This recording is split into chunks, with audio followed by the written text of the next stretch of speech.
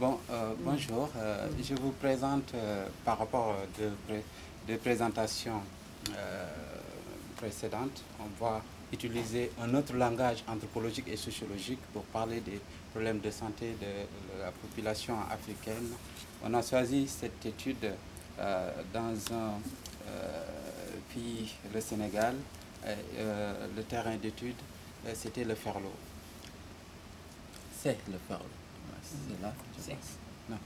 Bon, pour le plan de notre présentation, on va juste présenter le cadre d'étude, le Sénégal et le Ferlo, avant d'aborder la question de santé et sécurité humaine comme objet d'étude, politique sociale de sécurité humaine et d'accès aux soins, parler un tout petit peu de notre méthodologie d'approche et l'objet de l'étude, les résultats avant de conclure notre présentation.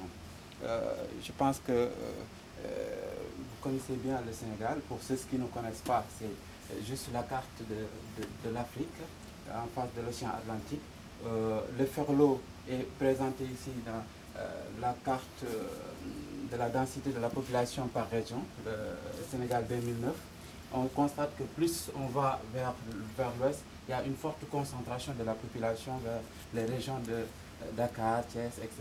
Mais plus on va vers l'est, il y a en fait la densité de la population est moins importante. On a aussi présenté le Sénégal par rapport à sa population qui s'élève à presque 13 millions d'habitants. On a montré sur cette carte le Ferlo qui se situe dans la zone sylvopastorale. Qui dit zone sylvopastorale dit des problèmes liés, par exemple, des problèmes, les caractéristiques comme les problèmes d'eau, les problèmes de transhumance, parce que le Ferlo, la population du Ferlo est composée pratiquement 60% de Peuls qui sont à la fois sédentaires et transhumants. Et la population nomade, les transhumants, se déplace par rapport aux saisons. Pendant la saison des pluies, ils sont sur place. Pendant la saison sèche, ils se déplacent pour chercher de l'herbe pour le troupeau et des points d'eau pour le troupeau et pour eux-mêmes. Pour les deux premières cartes, on a ciblé bien la région de Ranérou et la région le département de Ranérou et le département de Linguère qu'on a choisi. Le Ferlo, qui fait partie de la région de Matam et la région de Louga. On a choisi cette zone parce qu'ils sont plus proches. Il y a la population Peul qui vit là et la population Wolof. Pour le département de Linguère, on a choisi quelques centres de santé et postes de santé, 3 centres de santé et un poste de santé. Et pour le département de Ranérou également, on a choisi des postes de santé et un centre de santé. Donc ces deux aires sanitaires, on a essayé d'étudier en fait notre questionnement par rapport à la réalité locale. Ici, on a montré une photo pour les problématiques de l'eau, des populations qui se déplacent d'un village à un autre pour aller chercher de l'eau, qui est en fait une des problématiques que l'on peut retrouver sur place. Santé et sécurité humaine comme objet d'étude. Santé, on a essayé de construire la notion de santé et sécurité humaine, de mettre les relations existantes entre santé et sécurité humaine.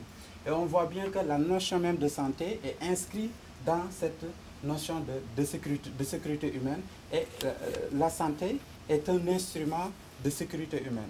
Donc souvent, on a l'habitude, quand on parle de sécurité humaine, on parle de violence, non-violence, de guerre, etc., etc. Mais comment on peut utiliser ce concept dans le jargon dans la thématique de santé et développement. Et on constate bien que assurer une population sécurisée, une population qui a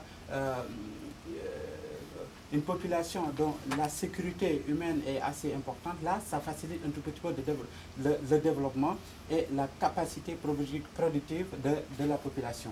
Donc la santé va influencer la capacité productive qui va influencer également les possibilités de développement au sein d'une communauté. Quelles sont les menaces de la sécurité humaine dans le Ferlo? Les menaces de la sécurité humaine dans le Ferlo, comme on vient de l'aborder ici, c'est les accouchements à domicile.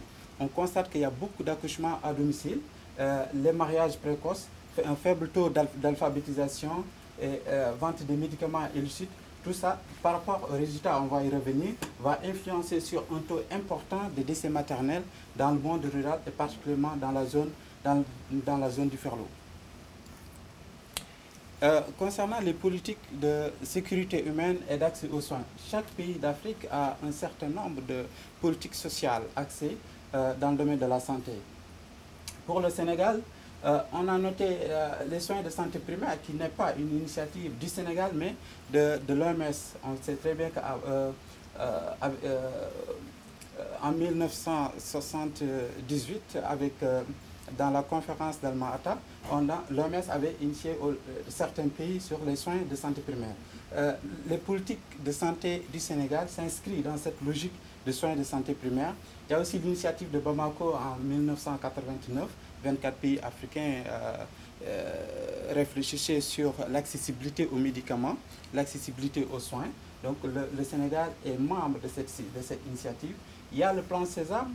Donc les deux premiers points, le Sénégal le partage avec d'autres. Mais le plan Sésame est une initiative du gouvernement sénégalais. C'est quoi le plan Sésame? C'est de faciliter l'accessibilité des personnes âgées, des personnes troisième âge, aux soins de santé et des soins d'hospitalisation. Donc l'accès est gratuit pour les personnes de 60 ans et plus. Il y a aussi la gratuité césarienne. Pourquoi la gratuité césarienne? Parce que c'est ce qui vivent souvent dans le monde rural. Ils n'avaient pas la possibilité de bénéficier à des opérations césariennes en cas de problème, et que le fait de transférer une femme qui est en situation d'accouchement d'un lieu A à un lieu B,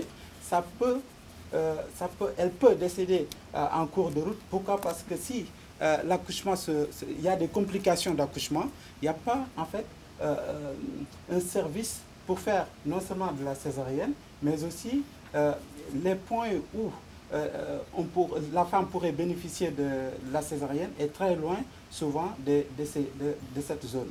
C'était le département de Linguère ou le département d'Aranero. Il y a aussi d'autres initiatives comme Badjanougor. Badjanougor, c'est un mot wolof. Badjan, c'est la tente. Gor, c'est la communauté. En fait, c'est une initiative du gouvernement sénégalais pour mettre en place en fait, un système comme quoi que dans une communauté, par exemple, on choisit une femme qui est là pour régler les problèmes des jeunes filles, des femmes qui ont des problèmes de santé, etc. etc. La Badjanougor, la femme, la tante dans cette communauté, va orienter en fait ces filles, ces femmes, pour trouver des solutions par rapport à leurs problèmes de santé. Il y a d'autres initiatives de micro-assurance santé. On constate que d'après cette carte qui date de 2007, les mutuelles de santé ou micro-assurance santé n'étaient pas développées à l'intérieur du pays, à l'est. On voit 33 mutuelles de santé à Dakar, 35 à Thiès, mais dans les régions qui nous concernent, la région du Ferlo, ici, il y avait 0 mutuelle de santé. La première mutuelle de santé dans cette zone d'étude date de, c'est en cours en fait, c'est en 2009. En 2009, avec l'appui de plans internationaux. Ici, on constate également l'évolution du financement du secteur de la santé de 1996 jusqu'en 2012, donc le Sénégal finance beaucoup plus le secteur santé et le secteur éducatif. Quel est l'état actuel de ces initiatives politiques dans le monde rural? C'était notre question. Et la construction méthodologique consiste à mettre en place une variable dépendante qui est l'accès aux soins et un ensemble de variables indépendantes. L'accès aux soins de la population dépend de quoi? Dépend du coût des soins. Du coût des soins dépend du revenu des ménages, appartenance ethnique. Appartenance ethnique parce que tout simplement, il y a l'ethnie Wolof, les Morts, etc. etc. Et l'appartenance ethnique va influencer un tout petit peu la possibilité que la personne a pour accéder à soins. Je vous explique. Par exemple, si on est Peul, on est nomade, et que la famille va se déplacer saison par saison, donc ça va en fait amener ce qu'on appelle le nomadisme thérapeutique. On commence ici des soins dans un centre ou poste de santé. On ne peut pas terminer parce qu'il y a la famille qui se déplace. On va aller dans un autre centre de santé. Donc c'est ce qu'on appelle un peu le nomadisme thérapeutique. Il y a aussi la position de la famille, on l'a expliqué, nomade ou sédentaire, la gravité de la maladie. Donc c'est un ensemble de variables indépendantes qui influencent en fait l'accès aux soins de la population. L'étude est faite sur la base d'une méthode qualitative et quantitative avec une approche holistique et communautaire.